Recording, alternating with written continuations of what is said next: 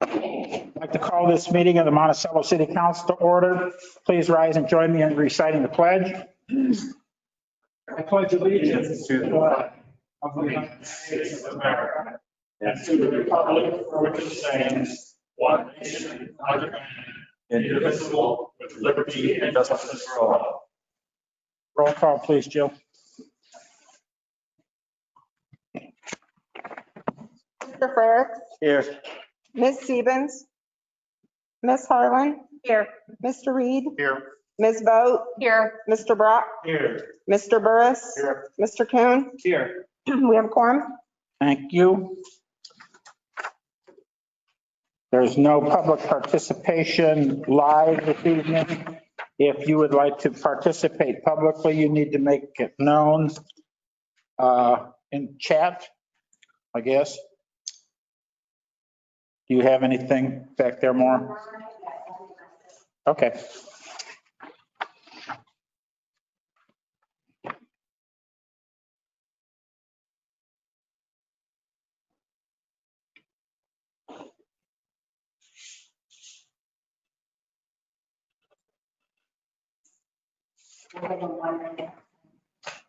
Pardon me?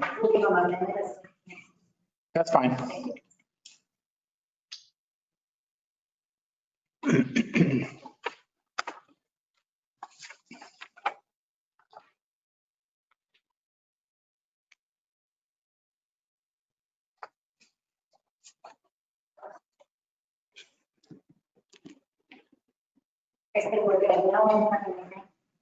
Thank you. Let's move on to consent agenda. Approval of documents and action items is listed. Claims report, claims dated August 25th, 2020 through September 14th, 2020. Meeting minutes, city council meeting minutes, August 24, 2020. Monticello Historic Preservation Commission meeting minutes, May 5th, 2020. Permit report, August 2020. Hotel motel tax annual report 2019, fire report August 2020, and police report August 2020. Is there a motion to approve the consent agenda? So moved. Is there a second? Second. Any comments or questions? Hearing or seeing none, roll call please, Jill. Mr. Frerichs, Yes, ma'am. Ms. Harlan. Yes. Mr. Reed, Yes. Ms. Boat. Yes. Mr. Brock, Yes. Mr. Burris, Yes. Mr. Coon. Yes. Motion passes. Thank you. Moving on to the mayor's report. Allerton Park still has a lot of engaging events going on, from yoga to flower arranging, full moon hikes, and drive-in movies. Need a fair food fix? Local favorite, the Weenie Wagon from White Heath will be set up on Main Street in downtown this Saturday from 10:30 to 4 o'clock. Is that by your place? Very good, by the Mercantile. The Monticello Chamber and City of Monticello are hosting a reboot workshop for existing businesses on rebranding their story and reworking their delivery through the guidance and expertise of Clannon Marketing. Sign up for one of two sessions on the Chamber's website. Thank you to CIBM Bank for sponsoring this workshop. And also for your information, again, there are 38 businesses in Monticello and Bement that are actively hiring full and part-time positions. You can keep up to date on who is hiring and what positions with the job board on the city's website. New business audit presentation. Steve Groney. I am here. Can you hear me? Yes, I can. Fantastic. Well, I'd like to thank everyone for once again engaging MCK to do the audit for the city of Monticello. I've been working on this audit for a long time. I've been through a lot of different people that work there, and I truly enjoy it. Working with Maura is very easy and accommodating, and we had a good experience again this year. We actually beat the shutdown with our field work, so we got done with everything we needed to do in person in February, and we're able to wrap up the audit in the month after and issue our report in early May or in late May. So a little crazy this year, but for the audit purpose, it went pretty well. But going to the audit, the report that you have, And our auditor's opinion is going to be on pages 1 and 2. It's nearly identical to the last couple of years, which is basically saying that we believe the financial statements are presented in all material respects to be fairly presented, other than we do have one qualification, which is that these statements don't include certain disclosures required by a statement called GASB Statement 45. And what that says is it says that if you have any other post-employment benefits, such as allowing either paying for the health insurance of someone who is retired or letting them stay on your plan after they retire, you're supposed to hire an actuary, have them do all kinds of computations to compute what types of liabilities are out there and such. Little silly to have to do that for the city of Monticello. The city of Monticello has not done it. So we simply say, hey, those numbers have not been figured out. I don't blame you in the least bit. It's kind of some silly disclosure information, but we have to report that. Besides that, we feel everything looks good. I'd like to start out on page 3, if you have the report in front of you. Just a quick reminder, pages 3 and 4 are what we call the government-wide financial statements. They're going to present both what we call governmental activities, which would be the activities in the general fund, TIF, motor fuel tax, and working cash fund, and the business type activities, which are going to be the waterworks, water escrow, and sewer. So this is going to be all of them together. So the first thing I wanted to highlight is in the business type activity column under capital assets. The prior year was about a little under 14 million. The increase there was 2.5 million in depreciable capital assets this year. That basically was made up of $190,000 of additional costs on the Public Works campus to finish it up, and 2.9 million on the wastewater treatment plant, less depreciation on all assets for a $2.5 million increase. So total assets there on the total asset line and the totals column did increase about 2.5 million this year. If you jump down to the total liabilities number, which is about 3/4 of the way down, you'll see that total liabilities is about 16.7 million. That number is up 2 million from last year, which is due to an additional 2.9 million that was received from the wastewater treatment plant revenue bonds, less about $900,000 of all debt payments made in 2019. So liabilities went up about 2 million. So overall, total net position for the city government-wide financials is up just a little over $500,000, which is always nice to see a positive increase. From there, I'd like to skip a few pages and head over to page 7. These are the more traditional fund financial statements. These are going to show, and this one is a governmental fund, so it'll show general, TIF, motor fuel tax, and working cash fund. And I wanted to just highlight a few numbers on here. Under the general fund, total revenues received were up about 426,000 in 2019. A majority of that were the personal property replacement taxes from the state. Those were up about 277,000. Total expenditures for the general fund were down about $403,000 for the year. There were some different fluctuations, but the main reason that it was down so much is the prior year had included, included a majority of the costs of the public work campus. So that's why that number, that capital outlay number, right above the total expenditures is down. So in total, down if you go 3 lines up from the bottom, the net change in fund balance for the general fund was a positive 450,000 this year. Moving over to the motor fuel tax column, I just thought it was interesting to note that In the middle of the page, you'll see a number of 674,000. That's expenditures out of the motor fuel tax fund during 2019.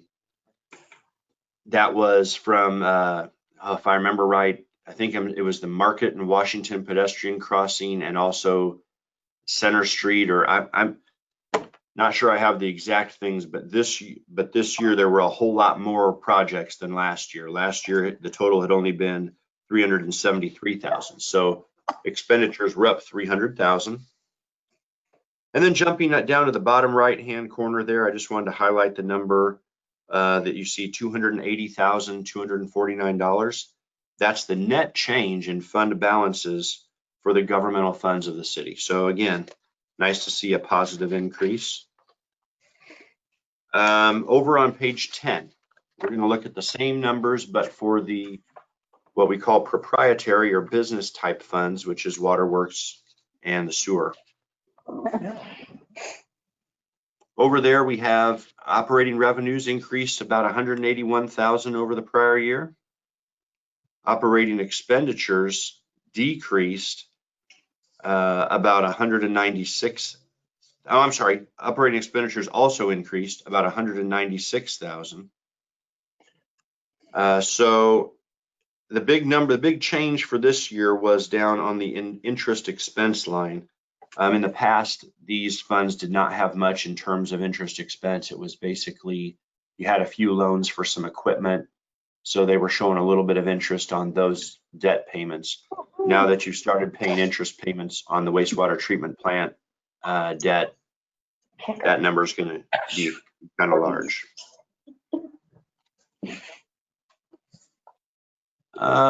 Next, I wanted to jump over to page 27. This would be a note disclosure related to the IMRF plan that the employees participate in. I like to always look down here and see, you'll see some numbers there in the upper part of the page. And a number to look at each year that I like to look at is net pension liability or asset. So if you look at the regular, so this is everyone but those that fall into the law enforcement plan. It's only underfunded at the end of this year by $50,000. That's amazing. That's rare. Most of the time these plans are working from behind, and that's why funding continues as is. So this year that plan is 99% funded. Last year it was 91% funded. So whether that was, it was most likely just an increase. They must have done some good investing. The SLEP plan, which is the sheriff's law enforcement plan, that one was 67% funded in the prior year and 66% funded this year. So not much change. I don't see IMRF making any drastic changes to anything in the next year. Police pension fund. This is one that's, if you turn to page 28, I do want to highlight a few things here. This may be a question for Maura or Terry. Has anything been done yet to move this plan to the state plan? Nothing's been done to my knowledge, Steve. Yeah, I figured that plan probably got put on the shelf when COVID hit. So this plan, as of right now, or at the end of December, this we actually had for this year. Before we released the audit, we got the report from the Department of Insurance. So these are 2019 year-end numbers. And the plan was almost 33% funded. It was 32% funded in the prior year. It continues to be behind. Hopefully, at some point, this will get better, whether it's because maybe once you're into the state plan, they do some different investing, or maybe it gets pooled, but it's still a fairly lowly funded plan. I did want to note that right after that, I have a little paragraph in there that I thought was to note. When they do their actuarial work on the numbers, their 2018 report suggested that the city should contribute about $219,000 for 2019. Actually, in 2019, total contributions were just under 200. So the city did not meet that number. Now that number comes out mid-year, so it's hard to like back up and see what they had, but I did want to note that for you. So when they did their report for 2019, they saw that. Once again, for this year, they're suggesting for 2020 that the city contribute $230,000 to try to meet and continue to try to fund this better so that all cash requirements are met in the future. So I think that may be something the city wants to look at, see where your funding's at for this year. You may want to consider upping those contributions if possible. Besides that, I just would note on page 43, the last page of the report, these are some of the additions, the capital asset additions that were this year. So about 2.9 million was spent on the wastewater treatment plant in 2019, 191,000 in public works, and then a couple of vehicles were purchased as well, or a vehicle and a piece of equipment. So like always, we have 2 audit letters that go out with our audit. Both are very similar to last year. One is called the communication with management, where we see if we list if there's any significant deficiencies or material weaknesses. As has been for the last many years, we show one material weakness, which is basically the fact that we're preparing the financial statements and that there's probably not somebody at the city currently that could write full financial statements with notes and all required disclosures. Easier for us to do it. That's the way I see it. Your options: hire someone who could, hire another CPA firm. You would increase your costs. Most of our audit clients just let us do it. The second letter is just a communication with those charged with governance, and it's going to go over everything we went over just now. So without any further boring, I would like to see if anyone has any direct questions for me on this year's audit. Questions?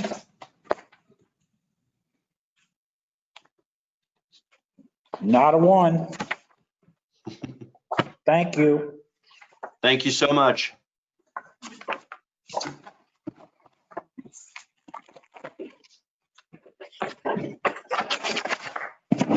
Okay, moving on. Business district update, discussion only. I'm assuming Kelly Jo. All know the city council approved the business district to encompass our downtown and a few other parcels outside of it, which actually started in effect January 1st of this year. Part of the plan, the redevelopment plan that the council approved included kind of a building improvement grant program. So we took our 2 existing programs, the facade improvement grant and the downtown life safety grant program, and combined them. So I won't recap them for your own sakes, but I do want to point out some of the objectives. There's 9 objectives that the plan identifies, and it's anything from the repair, renovation, restoration of deteriorating structures, increasing the sales tax base, the property tax base, infrastructure in the area, eliminating blight. And I think it's important to recognize that if you work towards one, you're going to accomplish more than one. They're all related. They're all in a big circle of economic development. So that being said, like I said, we combined the facade improvement grant and the downtown life safety grant program. I have, in my many years with the city, I've been through all 8 Main Street directors, and they've all had kind of the same issue with how the facade grant program was worded and administered.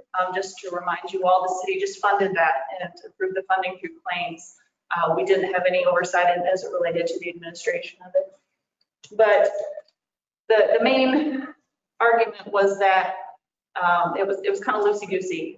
It was subject to different interpretations.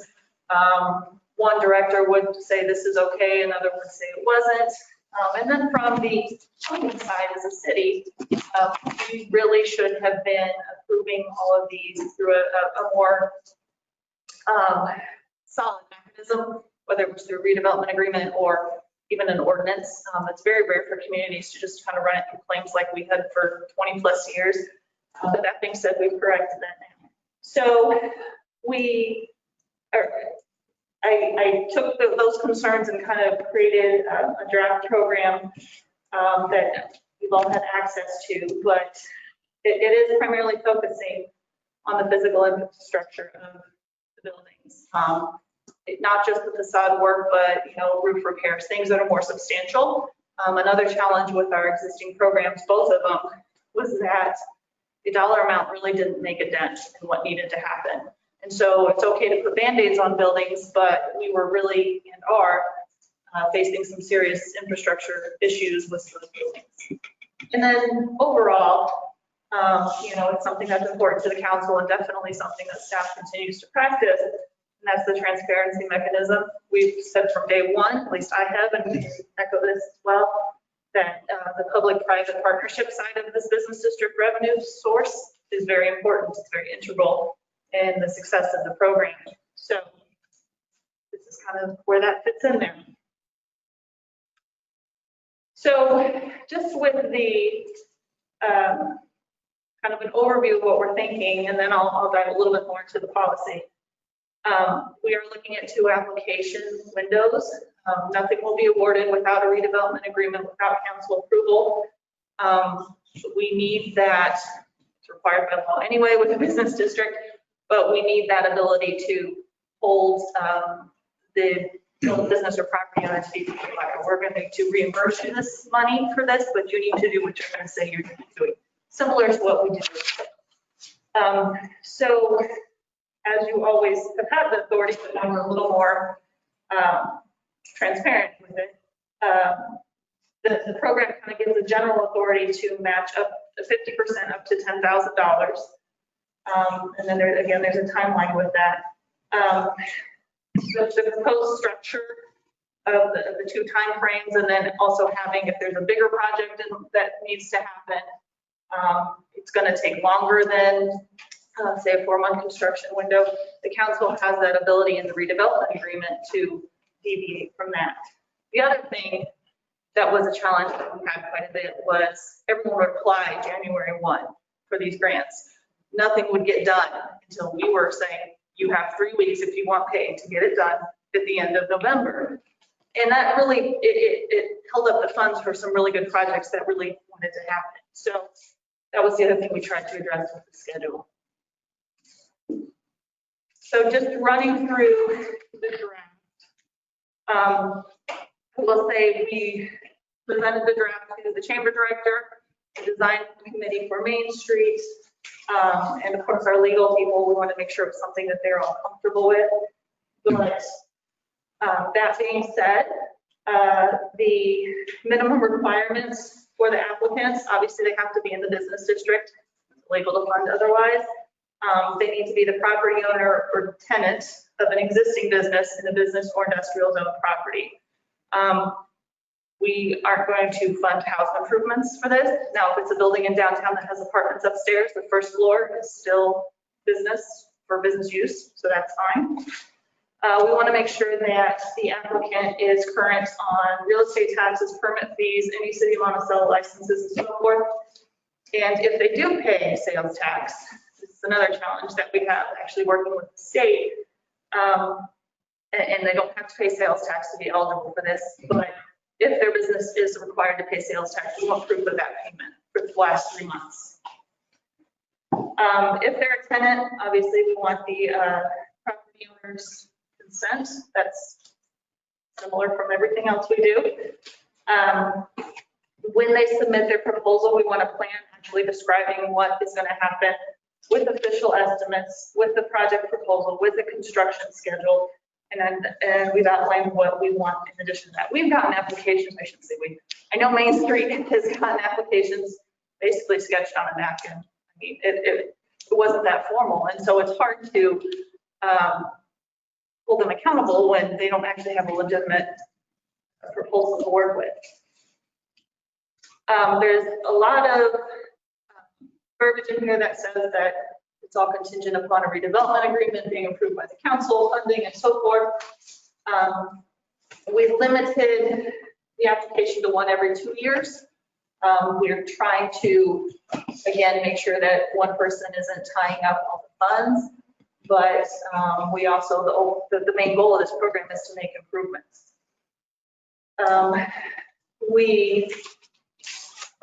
Because it's based on a scoring system, performance preference, will be given to locally owned, independent, and non-franchise or chain businesses. Applicants for projects already under construction will not be considered. And so we further define that. If you've been working on a roof for 6 months and then you're applying for funding for facade, those two aren't related. If you've been working on a roof for 6 months and then apply for funding for that roof, obviously we're not going to recommend that. All right. Eligible reimbursable costs, you can all see the main difference between the other programs. Demolition and reconstruction of all are part of a building. I don't think we want to fund, since the whole idea is to preserve our downtown, we don't want to fund raising a building. Cost of materials, cost of labor only if it's performed by somebody other than the applicant. It's really tricky to say what somebody's labor is worth if it's not something that they're usually used to. So that's a good way to deal with that argument. And because it is public funds, we have to follow prevailing wage regulations and guidelines. We're still including facade reconstruction improvements, signage, patio landscaping, sidewalk, roof, windows, doors, life safety improvements. But we're also going a little beyond that, including mechanical improvements, HVAC. We have a lot of boiler systems that are really outdated that are also safety concerns. Interior and exterior ADA compliance, which is tricky in a historic downtown, but if there's a will. Again, the application, what we kind of typed it down a little bit so that there's a 2-week application window. There's a 2-week review period by the committee.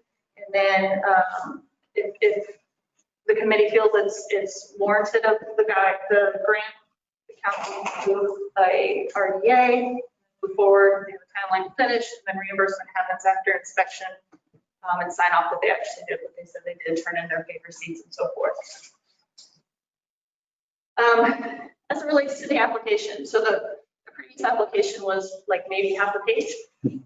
So we kind of expanded that a little more, taking into consideration future planning, not just for business, but for what your property will contribute to the downtown. Again, we added the owner consent if they're tenants, and then the hold harmless indemnification that all governments have to do right now. I think there's one more thing. Oh, the scoring system.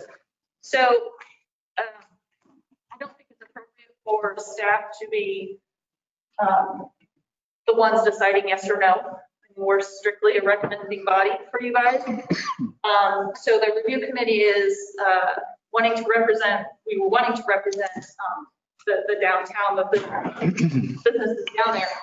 So the review committee is made up of the executive director of the Chamber of Commerce, for obvious reasons, businesses, a member of the design committee from Monticello Main Street. Want to, if it's appropriate, make sure that the improvements fall in line with the historic and aesthetic qualities of our downtown. They're going to be a good fit. And then the planning and zoning board, a member of the planning and zoning board. And that way it kind of, they can take into consideration the downtown enhancement plan and the comprehensive plan, since that's kind of there. But the idea is that those 3 individuals will individually score each application. And then there'll be an average of those 3, and that's what the actual score is for the application. Support will be given by, or provided by the city administrator, myself, and the permit technician. But as you can see from the application, things we took into consideration, the impact of the project, is it not just from the visibility side, but does it apply to more than one story? Is it significant in terms of revitalization efforts in downtown? Design is also key. We're very proud of our historic downtown. It's a national historic district. We should be very proud of our downtown. So that also is heavily weighed as well. Sustainability and permanence of the project, how long it's going to last, is it relevant to the property over time, life safety and ADA compliance, community contributions. Is it something that, you know, I think we want to be a good partner with someone that's a good partner with us as a community. So jobs, does it have any impact on job creation or retention? Is it new business opening or relocating? And then there's a couple of miscellaneous, that's where we put in the locally owned and independent versus a franchise or a chain, use green technology and so forth. So that's some pretty riveting information for you guys. Do you have any questions? I think it's a very comprehensive plan, first off. I have a few questions. One, you said it's 50% up to 10,000. What if there's a project that would be in multiple phases, and you said that they have a 1-year gap? So you could do that one in two ways. I mean, if it's something that is an ongoing massive, like rebuilding walls, roof, all that, the council has the authority to go above and beyond that $10,000 and extend that deadline if it's something that the council feels is fit. And then your timeline review, you have the last 2 weeks of December, that's around the holidays. Is that feasible considering the time of the year to get? Yeah, I think given our ability to, I mean, if anything, these last few months have taught us is we can do anything, right? Right. So the design committee chair and Shelley, they were all pretty comfortable with that. That was one of our concerns as well. It's just one of those things that, you know, we all agreed, okay, we know this is happening during this 2-week window. We're just going to have to narrow down a time where we can dedicate, you know, towards this project. It shouldn't take 2 weeks to review. No, but that's a busy 2 weeks out. Right. And then I assume there's regular correspondence so that everybody will know the timeline and Yeah. process and all that stuff. Yeah. The So, deadline is coming up because I could see you get to November 15th and like, oh, I didn't realize this was, you know, even though. yeah, it's about 40 different time or places in this policy and the application for one. But that's one of the things by having a shorter window that we, I think, are impressing upon the property owners and business owners that we're serious about this. This isn't just free cash. Right. You know, it's like any other grant. You have certain things you have to do, and then you have to report them to us. So it's kind of making our program a little more grown up, I think. Anyone else? How many projects are you looking to fund per session?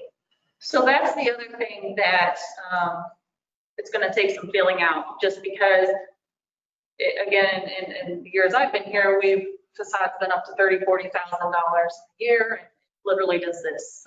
Some years it's all used. There's been a couple of years where it's been like maybe $1,000, $2,000 grant. So I think that we're just going to have to, I mean, if anything, divide it in half for each time and see what we have to work with. The nice thing about the redevelopment agreement is we, 99.9% sure, unless they don't follow through and then they don't get the money, we know what we are applying. We know when it'll be done. So we know what we have the next round. And by having the 2 windows and through 1 fiscal year, that should help us a little more. We feel like we should be a little more efficient. What is our budget now? Facade right now is, well, we have nothing in it for this. Right, but I think we did 50,000 for the business district, but that was, you know, before we knew the whole COVID thing. yeah. So, but what do we put, is that what we put into it every That's year? what we put for the- 50? Yeah. It's the intention of having it live by July. Yes. Is there a minimum score they have to meet, or is it just if there's 3 applicants and we can only do 1, may the best score win? Or, Yeah, that's the direction that we're going. but if there was only 1 applicant, their score scaling system would kind of be irrelevant at that point? For the most part, but if it's something that the committee does not feel is appropriate, then that's why we have that line in there that, you know, it doesn't, turning in an application doesn't mean you're going to be awarded. Because they could be proposing something that is just not a good, appropriate fit with our downtown.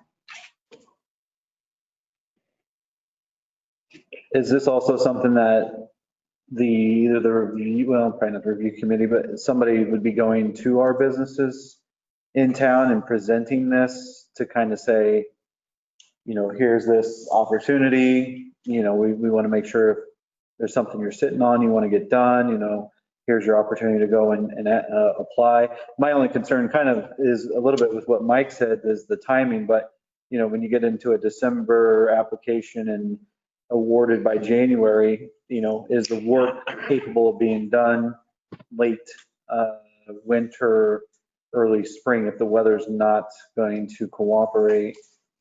You might see, like, Rodney said, you get like 15 applicants in June and you do get like 2 in December based on the weather. Can you go to those June applicants and say, hey, this is something that, if you don't get, you can go into December because yours is not weather dependent, or something like that, having those conversations with those business owners? Yes, so 2 points to that. Number one, we're going to be asking for a lot of grace this first year, if not 2, Well, of course. because getting a contractor to commit and actually follow through in this is very difficult. And I'm not saying specific to Monticello, I think it's all across the board.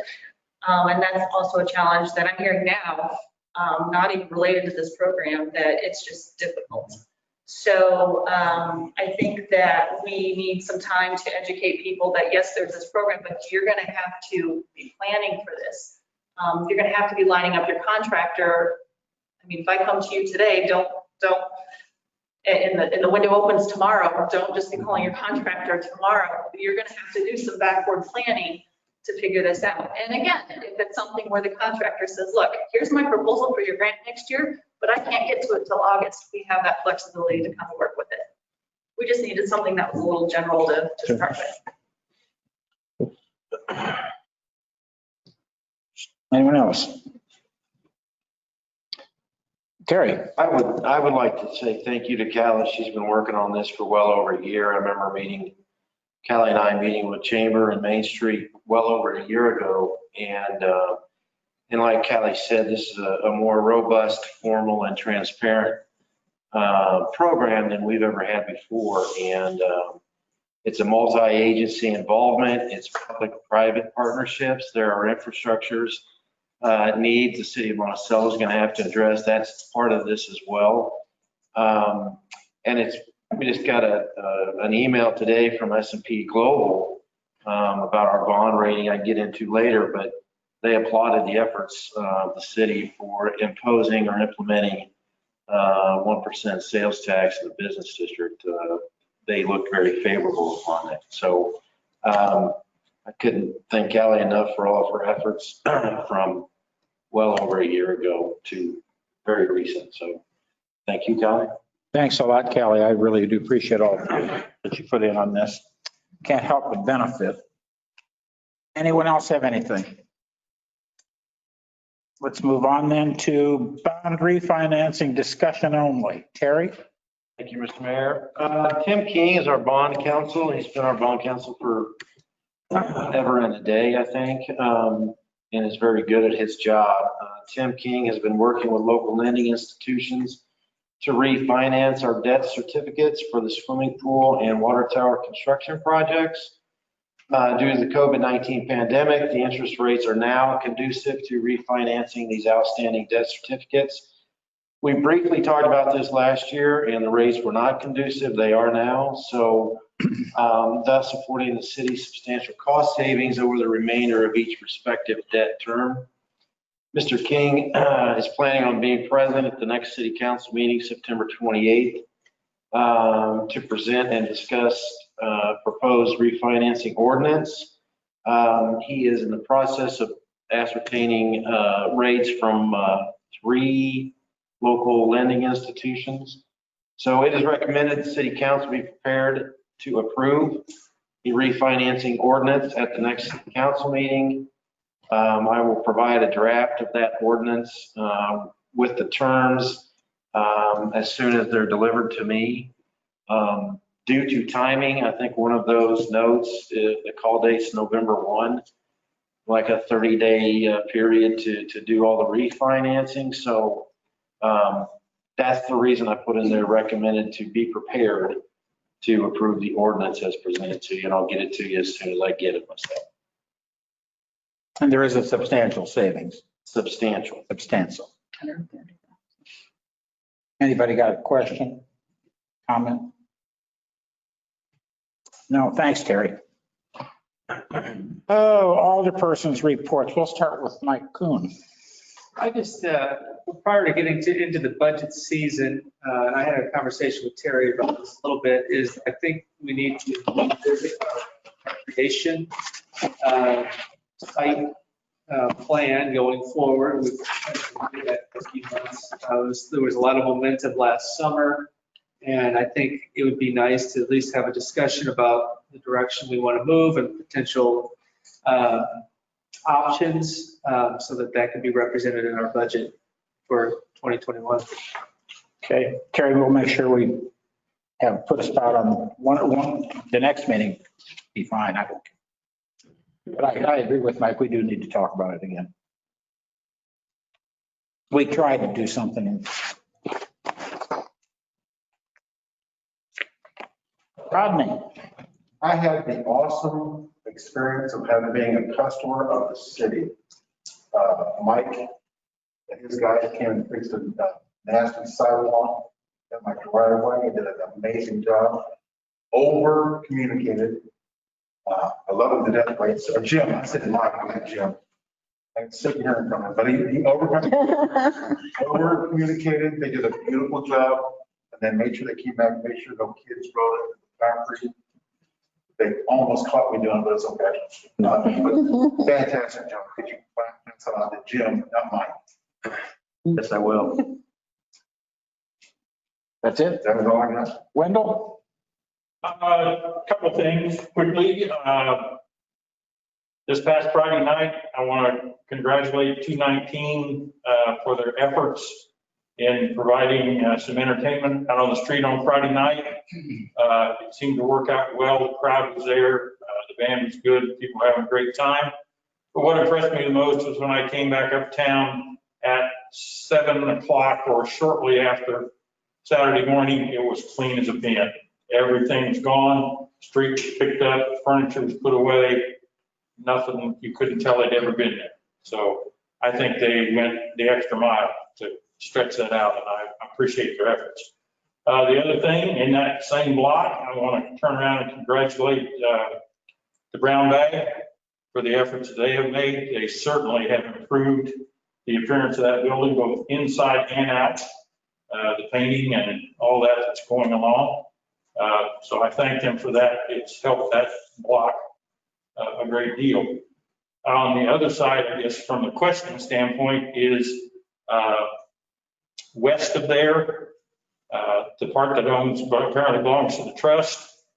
We have gone a number of months with no significant change to the exterior of that building. They got the windows in and got some stuff up, but they've not done one thing for a long time. I'm wondering if they have a funding situation or what's happening there. I know they're working on the little building north of there, but they fixed the wall and they just kind of stopped. So just wondering if you know of anything, Terry? Yeah, so the first and foremost, our biggest issue was the life safety of that wall, right? And that's been discussed by numerous people for decades. We accomplished that. 2 months ago, I wrote them the owner a letter, and I was less polite than I normally was and extended it to November 13th. Their permit expires. Okay, very good. Thank you for the information. Other than that, I'm a little bit sorry to see that the Froyo has decided to not try wintertime business this year, that they are going to close for good for the season. I think he struggled with that last winter, and it was tough, and this year's been even tougher. So it's unfortunate that it's going to sit idle for several months, but I certainly understand it. Other than that, I think things are moving along. Are the parklets into September? Is that the date? Through October. Through October. Okay, very good. we may need all of that and then some. So that's all I have. Thank you. Mary? I appreciate the work that's been done on the city streets, our little circle drive area by Lincoln School where buses pick up and drop off. Kids have stepped down into some pretty nasty potholes in the past, and the guys were out here in the last couple weeks, and it's beautiful, and the kids are safe, and just really appreciate the work that's been done on the city streets. Good. Thank you. Yeah, I'll Thomas. just thank the Public Works Department for coming out and working on County Farm Road and cleaning up along the sides of the roads there, along the sides, signs by the crosswalks. They were completely obscured with some of the growth, and they came out, straightened up the signs and cleared back a lot of that stuff. Great deal. So it looks much better. But when you live out in the wild, you are expected Yeah. to be a little bit rustic. Pam? I just want to encourage everyone. My husband and I had the chance to go to eat at Holly's Country Canning out on Bear Lane. It was wonderful food. It was totally packed on Friday night. People were standing to get in. So I, complimented Holly, and, it was really, and there's of course, there's little stores in there too. My husband says, I got to get her out of here. So, but yeah, it's a really neat place. So I encourage everybody to go out, and the food was amazing. John? Nothing tonight, man. Thank you. Police chief's report. Terry, you got one? Yeah, I do. I just want to thank the fire department again. We had a major accident out there on Emerson, between the bank and Lafayette Street. Semi came through there and jerked out a whole bunch of power lines and dropped a couple of transformers and did a lot of damage to the homes in that area. The fire department responded, and when they did, they quarantined the area so no traffic would come in and anybody walk around. There were some live wires down. And Emeren came on the scene very quickly, but the fire department did a great job. I had my hands full with the semi driver and his rig, and they went around, and I had a form that the driver filled out for me, telling me who's the insurance and all that. And they went around each one of the houses that were damaged. I think it was something like 15 houses. And they given them the form and explained to them, take this form, go to your insurance agent, sit down with them, and you guys can work out their insurance, get any repairs that he had done. It seemed to work out pretty good. Yeah, and they did a great job. I just wanted to pass that. Okay, very good. Thanks. John? Thank you, Mayor. Last month, we ran 35 calls. Year to date, we're at 280. Week one training was a medical equipment and supply review. One of the plans we're planning to do for the fire department is upgrade our emergency system from an EMR system to designation to an EMT designation, which will really better serve our citizens. We currently have 3 EMTs on our department, and a 4th one that's going through class. So this will really upgrade our department and allow us to do some more things on these medicals. As you can see from our report, well over 80% of our calls are medicals. So to be able to upgrade our department to EMT status is quite an accomplishment. Week 2, we had mutual aid training in the Cisco Fire Department, which I talked about last one. We are trying to work with each of the departments in Pike County to conduct mutual aid training so that when we are involved in any type of incident, we know each other, we work together, and accomplish our goals. Week 3, we had Carl EMS come out and do some training on stroke recognition and treatment, which was very, very helpful. We had a special officers meeting on week 4, and Terry had directed me and the fire department to kind of review a 5-year plan for the equipment needs we may need for the next 5 years. So we got together and started working with that. And also I started working on our 2021 budget, which we got completed. That's been submitted to Terry September 1st. And now I'll meet with Terry and Maura and the rest of some members of the city council to review our budget. Also last month, we had determined one of our firefighters, Cody Fitzsimmons.